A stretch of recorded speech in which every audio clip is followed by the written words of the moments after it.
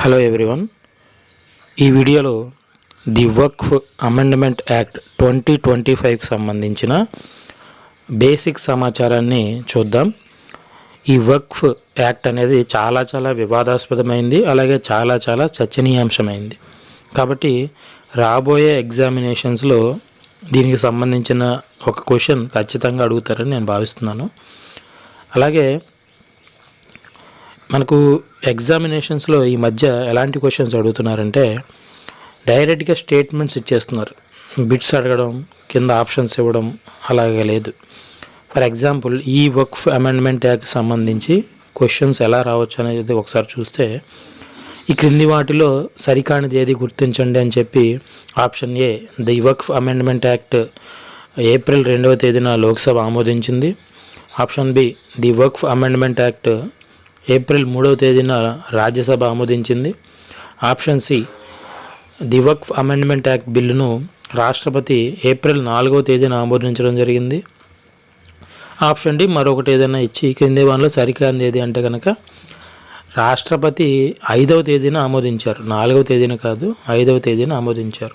అలాగే ఆప్షన్ డిలో the Waqf amendment act bill ఏ తేదీ నుండి అమల్లోకి వచ్చిందని కూడా అడగవచ్చు. మనకి ఏప్రిల్ 8 నుండి అమల్లోకి వచ్చింది. సో దీనికి సంబంధించి ఖచ్చితంగా అన్ని స్టేట్మెంట్స్ని మనం చూసుకునే వెళ్ళాలి. అటు ఇటు మార్చే అవకాశాలు కూడా ఉంటాయి. డేట్స్ మార్చవచ్చు, లేదా లోక్సభ ఎంత మెజారిటీతో ఆమోదించిందని అడగవచ్చు, అనుకూలంగా ఎన్ని ఓట్లు పడ్డాయి, అగెన్స్ట్గా ఎన్ని ఓట్లు పడ్డాయని అడగవచ్చు, ఎలాగైనా సరే అడగవచ్చు. అలాగే వక్ఫ్ అంటే ఏంటి, ఈ వీడియోలో మనం వీటికి సంబంధించిన కంప్లీట్ డీటెయిల్స్ చూద్దాం. అసలు వక్ఫ్ అంటే ఏంటి, అసలు ఈ వక్ఫ్ వివాదం ఎందుకు వచ్చింది, దేశంలో వక్ఫ్ ఆస్తులు ఏ రాష్ట్రంలో ఎక్కువ ఉన్నాయి, అలాగే ఈ ప్రొసీజర్ వక్ఫ్ అమెండ్మెంట్ బిల్ అనే ప్రొసీజర్ లోక్సభలో ఎవరు ప్రవేశపెట్టారు, ఎంత తేడాతో ఆమోదం పొందింది, రాజ్యసభలో ఎంత ఆమోదం పొందింది, ఎప్పుడు రాష్ట్రపతి చేతికి వెళ్ళింది, ఇవన్నీ కూడా ఒక్కొక్కటిగా చూద్దాం.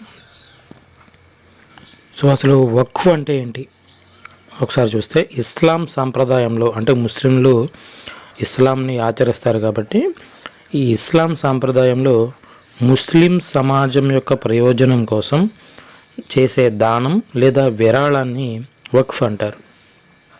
ఈ వక్ఫ్ ఆస్తులన్నీ కూడా అల్లాకు చెందుతాయని ఈ ముస్లిం సమాజం భావిస్తారు.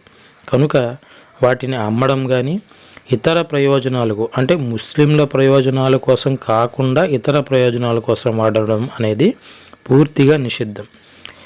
ముస్లిం ప్రయోజనం కోసం అంటే ఎలాంటి వాటి కోసం ఉపయోగిస్తారంటే మసీదులు నిర్మించడం కానీ, మదరసాలు అంటే ముస్లిం పిల్లలు చదువుకునే స్కూల్స్ని మనం మదరసాలు అంటాము. ఈ మదరసాల ఏర్పాటు కానీ, శ్మశాన వాటికలు సపరేట్గా ముస్లిం సమాజం కోసం శ్మశాన వాటికలు ఏర్పాటు చేయడం, అనాథాశ్రమాల నిర్మాణము అలాగే నిర్వహణ తదితరాల నిమిత్తం ఉపయోగించాలి.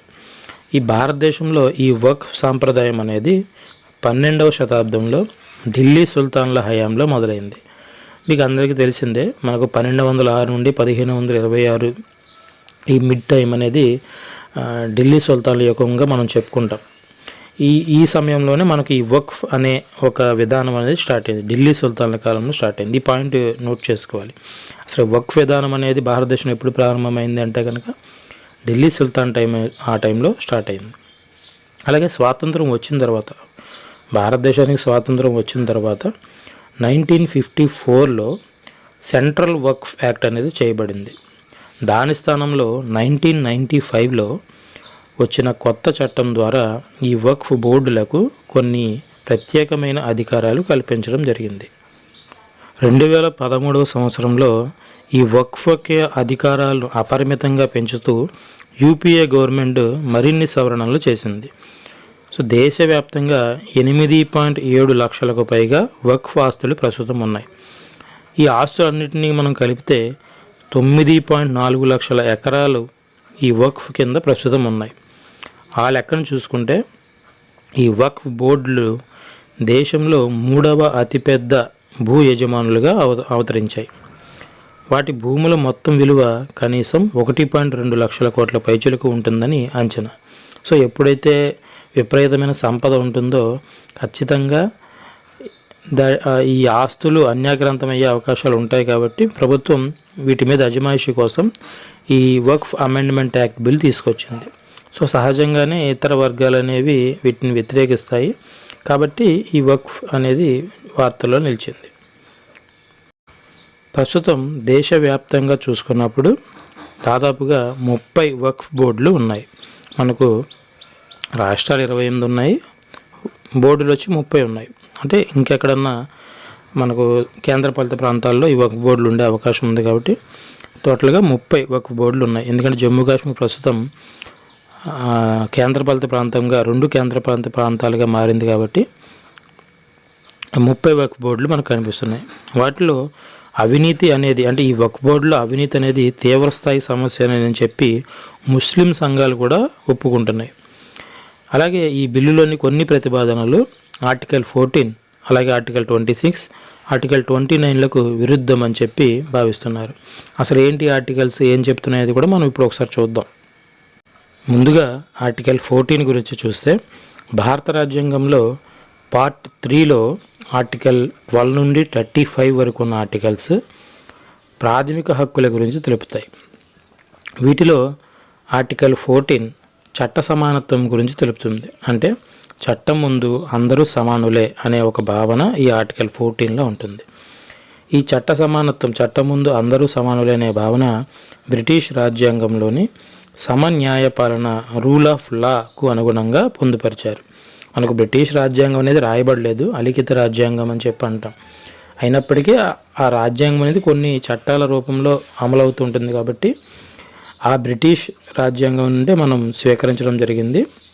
ముఖ్యంగా ఆ బ్రిటిష్ రాజ్యాంగంలో ఉండే రూల్ ఆఫ్ లా దానికి అనుగుణంగా మన భారత రాజ్యాంగంలో దీన్ని పొందుపరిచారు. వ్యక్తి హోదా, గౌరవంతో సంబంధం లేకుండా ఈ హక్కులు అనేవి కల్పిస్తారు. ఈ సమన్యాయ పాలన రూల్ ఆఫ్ లా అనే భావాన్ని ఏవి డైజీ అనే రాజ్యాంగ నిపుణుడు ప్రతిపాదించాడు. చట్టం మూలంగా సమాన రక్షణ, ఈక్వల్ ప్రొటెక్షన్ ఆఫ్ లా అనేది అమెరికా రాజ్యాంగం నుండి గ్రహించారు. దేశంలో ఒకే చట్టం ఉన్నప్పటికీ ఆ చట్టాన్ని అమలు చేసే సమయంలో ప్రజలను వర్గీకరించి అమలు చేయొచ్చు. అయితే వర్గ చట్టాలు చేయొద్దు అంటే చేయరాదు అని అర్థం అనమాట. దీన్నే రక్షిత వివక్ష అని కూడా అంటారు. దీంతో సామాజిక న్యాయం సాధ్యమవుతుంది. ఆర్టికల్ 14 ప్రకారం చట్టం ముందు అందరూ సమానులే అయినప్పటికీ కొన్ని ప్రత్యేక పరిస్థితుల్లో మినహాయింపులు ఇవ్వవచ్చు. హేతుబద్ధమైన శాస్త్రీయ వర్గీకరణ ద్వారా మినహాయింపులు ఇవ్వడం ఆర్టికల్ 14కు వ్యతిరేకం కాదు. అంటే అర్థం ఏంటంటే ఇప్పుడు చట్టం ముందు అందరూ సమానులే అన్నారు కదా అని చెప్పి మహిళలకు కొన్ని ప్రత్యేక ప్రయోజనాలు మనం కల్పిస్తున్నాం. మనకు మెటర్నిటీ చట్టం అనేది ఒకటి ఉంది. అంటే మహిళా ఉద్యోగులకు 6 నెలల వేతనంతో కూడిన సెలవులు ఇస్తారు. మరి మగవాళ్ళకి ఎవరు ఏంటని అని చెప్పి ఇది ఆర్టికల్ 14కి వ్యతిరేకం కదా అని మనం అనడానికి లేదు. ఎందుకంటే కొన్ని ప్రత్యేకమైన వాళ్ళకి కొన్ని ప్రత్యేకమైన సదుపాయాలు కల్పిస్తాం. దీన్నే రక్షిత వివక్ష అంటారు. సో ఇది ఆర్టికల్ 14 కిందకు వ్యతిరేకం కాదు అని చెప్పేది ఈ పాయింట్ అనమాట. ఇక ఆర్టికల్ 26 అనేది మత సంస్థలు మతపరమైన వ్యవహారం నిర్వహణలో స్వేచ్ఛ గురించి తెలుపుతుంది. ప్రజాశాంతికి, నైతికతకు, ఆరోగ్యానికి భంగం కలిగించకుండా వ్యక్తులు మత సంస్థలను ఏర్పాటు చేసి నిర్వహించుకోవచ్చు. అలాగే ఈ మత సంస్థలను, ధర్మాదాయ సంస్థలను స్థాపించవచ్చు, ఆ సంస్థలను నిర్వహించుకోవచ్చు, స్థిర చరాస్తులను సంపాదించుకోవచ్చు. ఈ పాయింట్ ఇంపార్టెంట్. మనకు కేశవానంద భారతి కేసు కూడా దీనికి సంబంధించిందే, ఈ స్థిర చరాస్తులు సంపాదించుకోవడం సంబంధించిందే. ఎందుకంటే ఈ కేశవానంద భారతి గారికి కేరళలో ఎడనీరు మఠం అనేది ఒకటి ఉండేది. ఆ ఎడనీరు మఠానికి చాలా ఆస్తులు ఉన్నాయి. ఆ ఆస్తులను ప్రభుత్వం స్వాధీనం చేసుకునే విషయంలోనే మనకు ఈ కేసు అనేది ఫైల్ అయింది. అదే మనకు రాజ్యాంగంలో మౌలిక సిద్ధాంతం అనేది రావడానికి కూడా కారణమైంది. చాలా ఫేమస్ కేసు, మీకు అందరికీ తెలిసే ఉండొచ్చు. సో అలాంటిదే ఈ ఆర్టికల్ 26 కిందకు వస్తుంది. ఈ స్థిర చరాస్తులకు సంబంధించిన నిర్వహణ అనేది అమల్లో ఉన్న చట్టాలకు లోబడి నిర్వహించాల్సి ఉంటుంది. అలాగే ఆర్టికల్ 29 ఏం చెప్తుంది? ఇది సంస్కృతికి సంబంధించిన ఒక హక్కు. భాషాపరమైన అలాగే మతపరమైన మైనారిటీలకు ఆర్టికల్ 29లో రక్షణలు కల్పించడం జరిగింది. భాషాపరమైన మైనారిటీలు అంటే ఎవరవుతారు?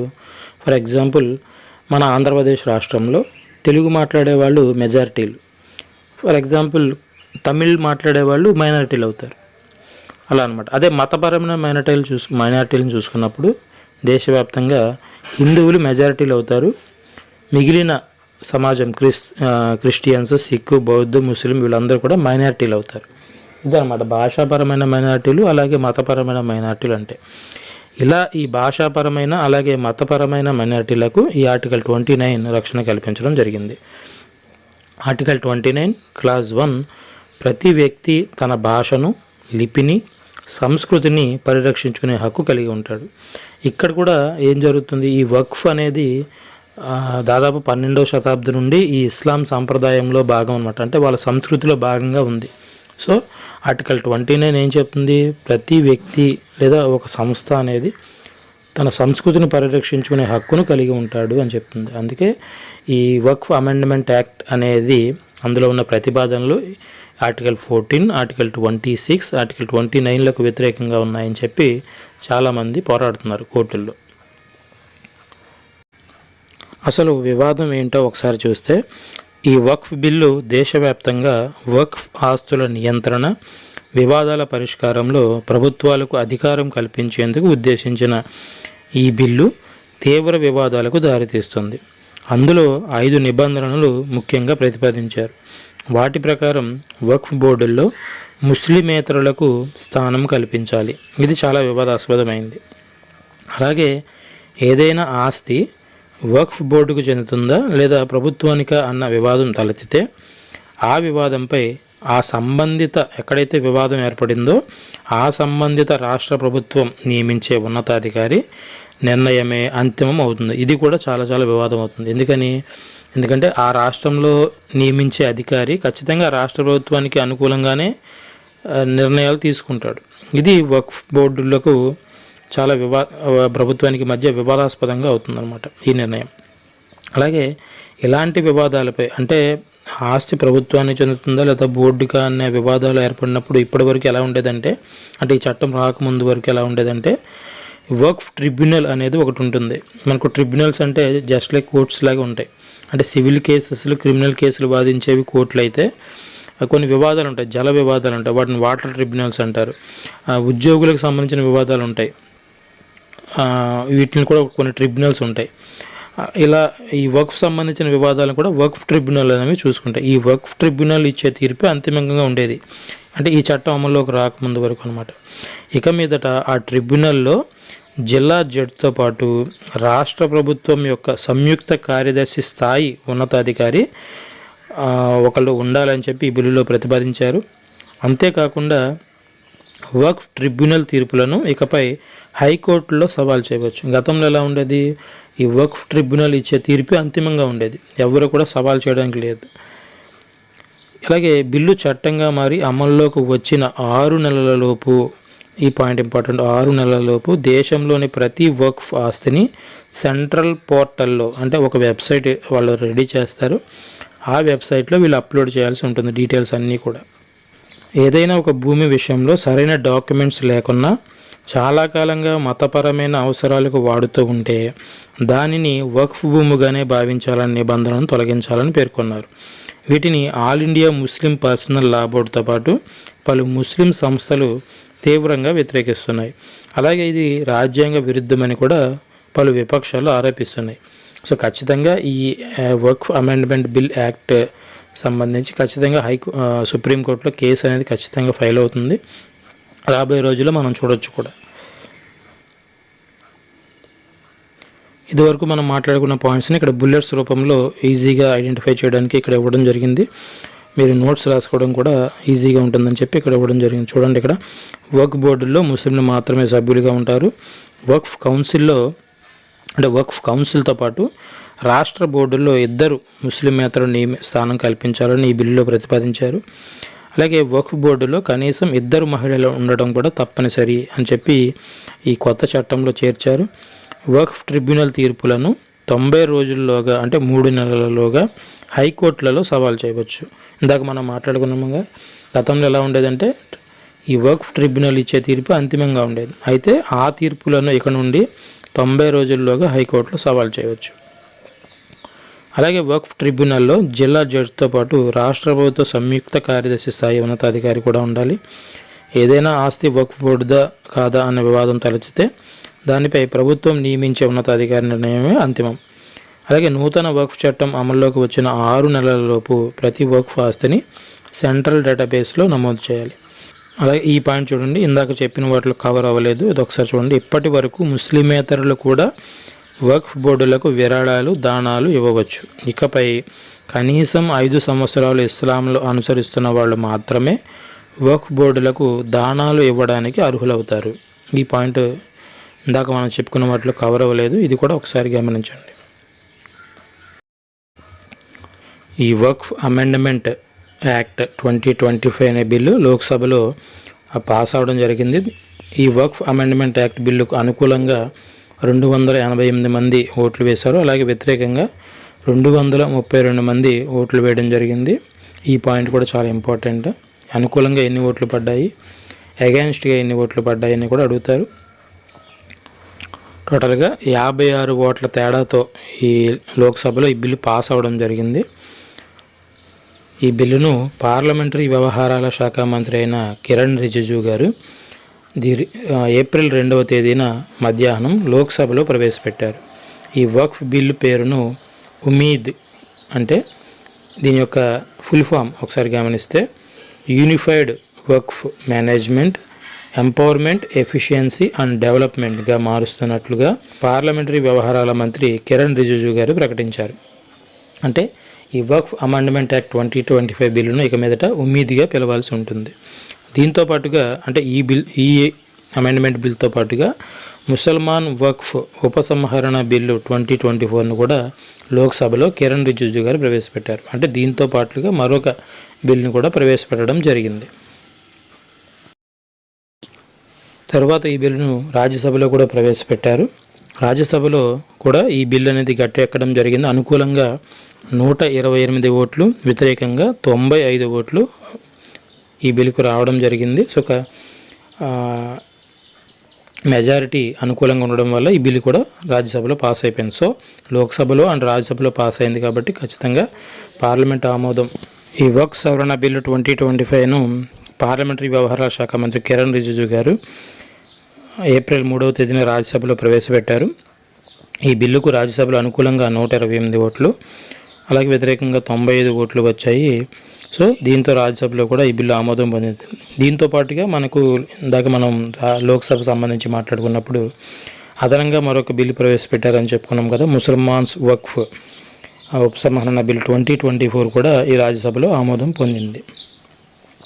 సో లోక్సభ మరియు రాజ్యసభ పాస్ చేసిన బిల్స్ నెక్స్ట్ అనేది రాష్ట్రపతి గారి ఆమోదం కోసం వెళ్తాయి కదా. మనకు బిల్ ప్రొసీజర్ తెలిసిందే, లోక్సభ ఆమోదిస్తుంది, తర్వాత రాజ్యసభ ఆమోదిస్తుంది, లేదా ఫస్ట్ రాజ్యసభ ఆమోదించవచ్చు, లేదా తర్వాత లోక్సభ కన్నా వెళ్ళొచ్చు. ఏదైనా సరే పార్లమెంట్ ఆమోదించిన తర్వాత ఆర్టికల్ 111 ప్రకారం రాష్ట్రపతి ఆ బిల్లును పాస్ చేయాల్సి ఉంటుంది.